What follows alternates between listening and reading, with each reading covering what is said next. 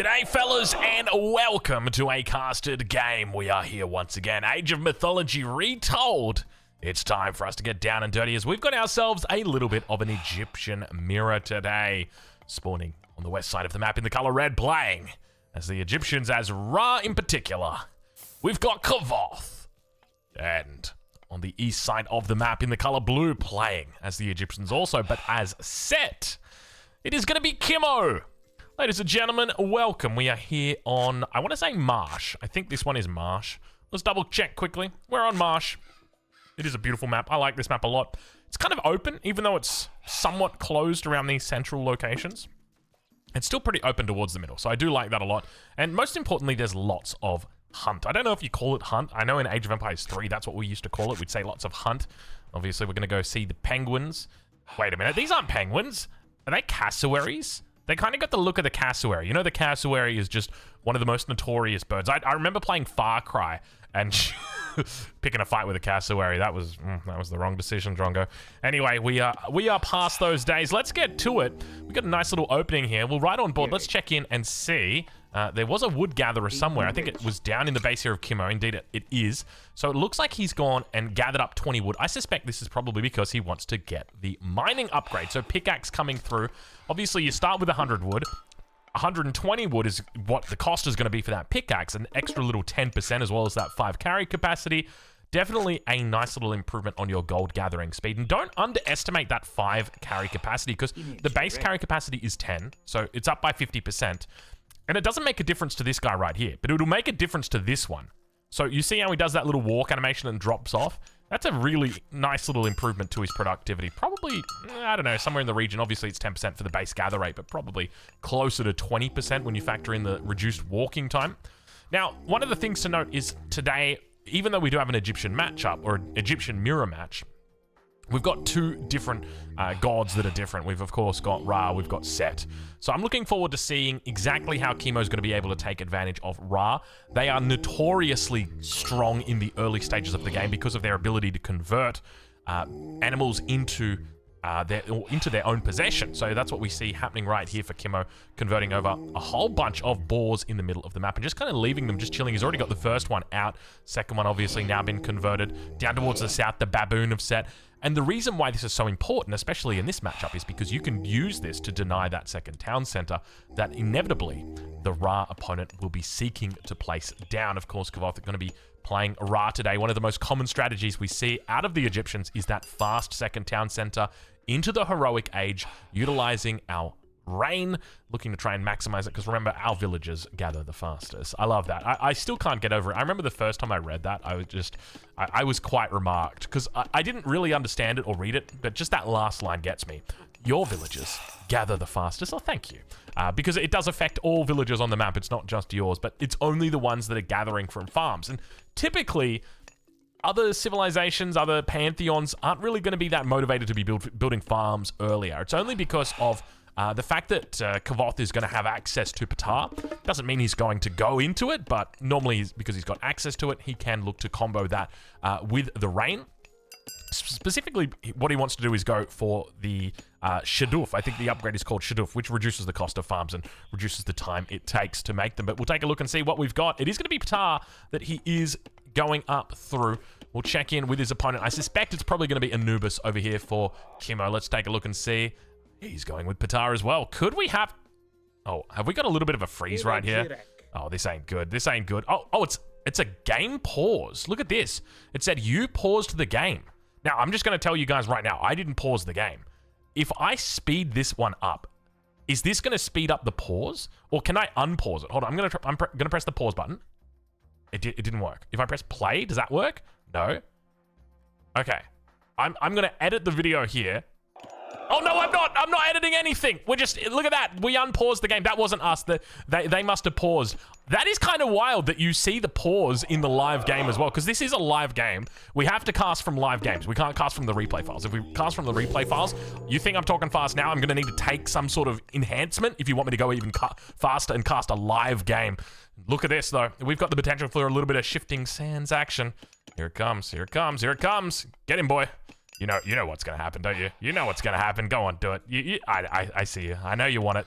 He's going to wait. So ideally what you should be doing, you want to wait until your enemy's at like maybe 70% of building the town center, and that's when you go in. And the reason why is very simple. For the town center to actually come up on the settlement, it needs to hit 100% health. So that means that it needs to be built with 100% health. So even if you have constructed the town center, it's important to understand that there's two different bars here, okay? We've got the building bar. So you know how... Oh, there it is. Shifting sands coming straight through right away. That's what that was, right? I think that's what... No, it was the vision. He utilized the vision. Oh, the vision followed up by the shifting sands coming through, looking to deny that town center. He's going to be able to find it here. And we see shifting sands in, and then... I don't know what that second one was.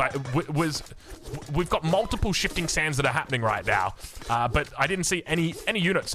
Looks like we've got ourselves a little bit of a problem because villagers are now on the run. Town center not completed, not built. Pharaoh going to be going down here. We didn't even get a chance to look at the relics. We've got the Eye of Horus here. That's an S tier. That's an S tier landmark, an S tier relic right there. The Eye of Horus. So really well timed here by Kimmo. And I mean, this is just one of those things that I think as players get better, I mean, I'd be kind of surprised if Kavoth didn't know that this was going to happen anyways, but to me, it just doesn't feel like you can go for a fast expand against against Sett. It just doesn't feel like it's ever going to work because not only do you get those animals from Sett from the age up, but you also have plenty of animals of Sett out in the middle of the map to start with. But one of the things he's going to be looking to do here is to take down this settlement. I'm curious to see whether there's actually a refund that will go over to Kavoth, though. Let's have a look and pay attention to this. So if he takes this out, what happens? Because you can't cancel the settlement. Is he just going to leave it there? Well, that was a bit weird. Yeah, so just to explain what happens, there's two components to a building, right? Like you've got the health of the building. If we go right on board here with Kavoth, you've got the health of the building, and then you've actually got like the construction of the building. And those two things are different. I'm pretty sure he did get refunded.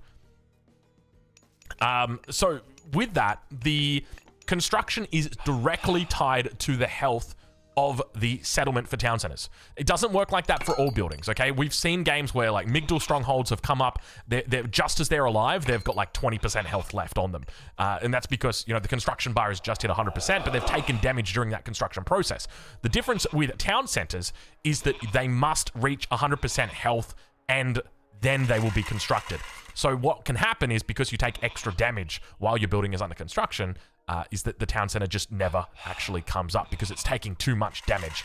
So I'm kind of surprised that we didn't see Kimmo just kind of like delay it a little bit there, but that was an absolutely insane Sett opening. We now start to see second town center being taken. He opts for one in the center of the map. Of course, there's more resources towards the center. Naturally, you'd be thinking maybe he'll go for this one on the backside, right? It just seems to make sense, but he doesn't opt for it. But have a look at this. Kavoth is saying, we're going to change things up, and I do like this, not missing a beat, just saying, you know what we're going to do? We're just going to go straight into the heroic age. I'll do it off 1 TC if I have to. But now Kimmo's got a pretty sizable advantage because not only were those workers or those laborers killed earlier on here by his, or not, by Kimmo, but he's now on that second town center as well, which means that villager count is going to start to explode. So we'll check in with Kimmo and see how he's doing, as it looks like he is probably going to be saving up for the same thing. We've got the armory on the backside, and there it is coming through for Kavoth. What's it going to be? It's going to be through Sekhmet that he offers to go, or that he goes through. Normally, Sekhmet is great if you do have that second town center already up, because then you can just like fortify the second town center, because that's what Sekhmet offers you, if I remember correctly. Yeah, you've got the Scarab, and so You've also got Bone Boar. Is it called Bone Boar? What's it called? Bone Bow. Apologies. Bone Bow. So a nice little buff for chariots.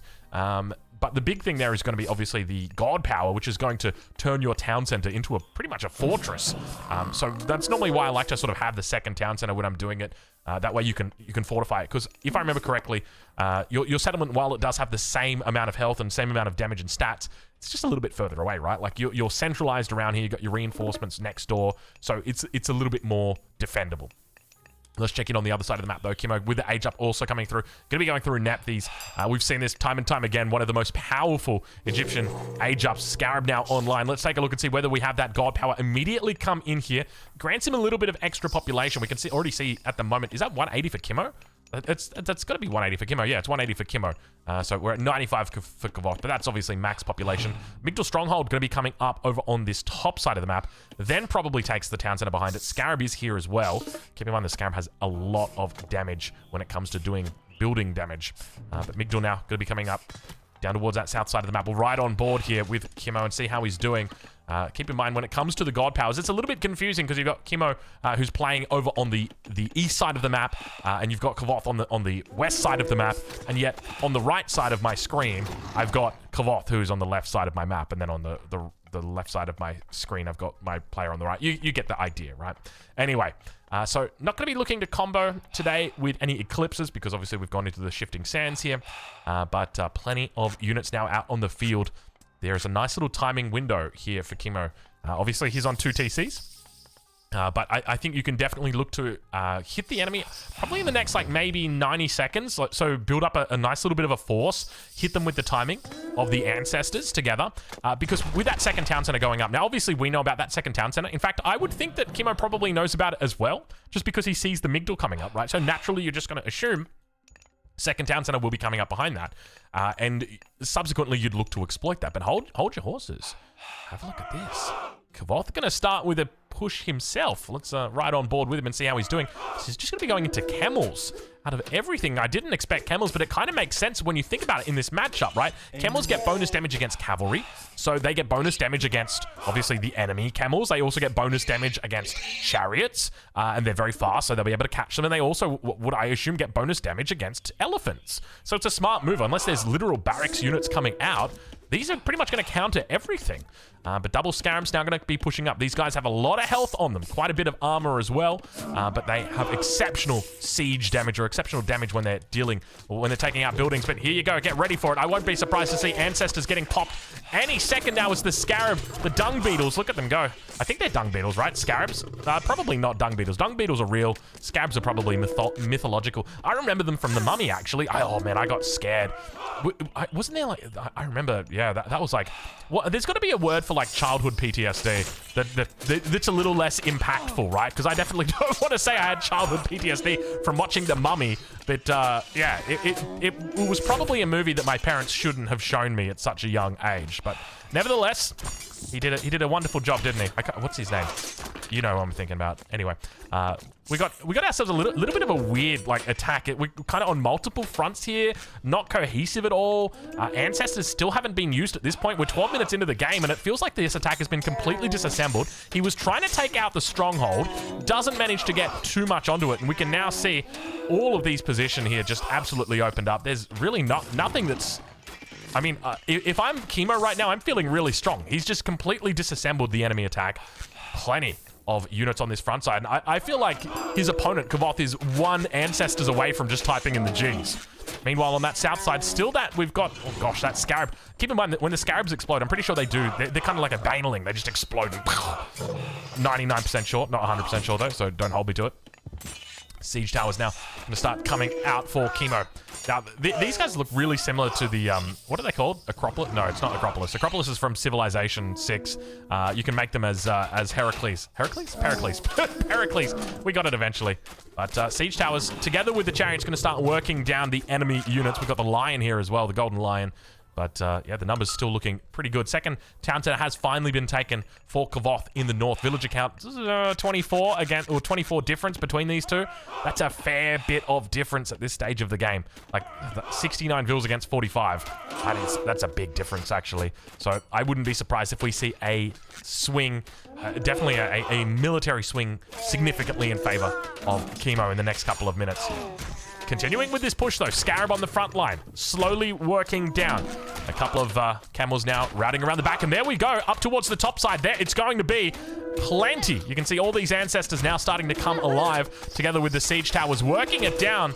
Very nice damage. Vill's going to be brought to the front. He's going to try and defend in this position. I'm going to get ourselves a nice little bit of framing right there. Beautiful screenshot that we've got, but unfortunately, in the end, it looks like this is going to be a lot of villagers going down for Kavoth. Now, we're just going to push that villager count even further in favor of Kimo. More and more vills just getting taken out during the fight. Scorpion Man here to help out with it, and the Ancestors still alive for another 20 seconds, and that's going to be it. Kavoth typing in the Gs. Kimo was going to Mythic Age, by the way. Take a look at that. He was about to finish him off with a bit of Horus.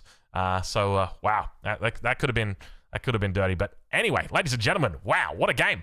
Decent little showing right there from Kimo. Kavoth, I feel like he needed a bit more cohesion in that push. Maybe adding in the siege works would have made a bit more sense, getting out his own siege towers just to try and push this, because obviously he's got the scarabs, and they're decent when it comes to siege, don't get me wrong, but it definitely felt like he was lacking that sort of tank at the front, even though he's got scarabs. I don't know, maybe it was just the fact that he kind of split his army in a little bit of a weird fashion, but anyway, good game going over to Chemo today. I'll leave a link in the description to where you can watch both of these players live, but before I do that, or before you go and click it, let's check out some of these stats at the end. So all resources collected pretty close here. We can see Chemo eventually overtaking his opponent.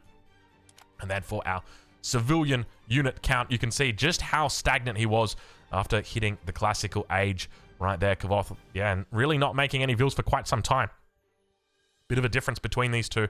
And then once again, with the age up coming through, obviously being on 1 TC against 2 does punish you quite a bit. Then finally, the military unit count, we can see it at the end.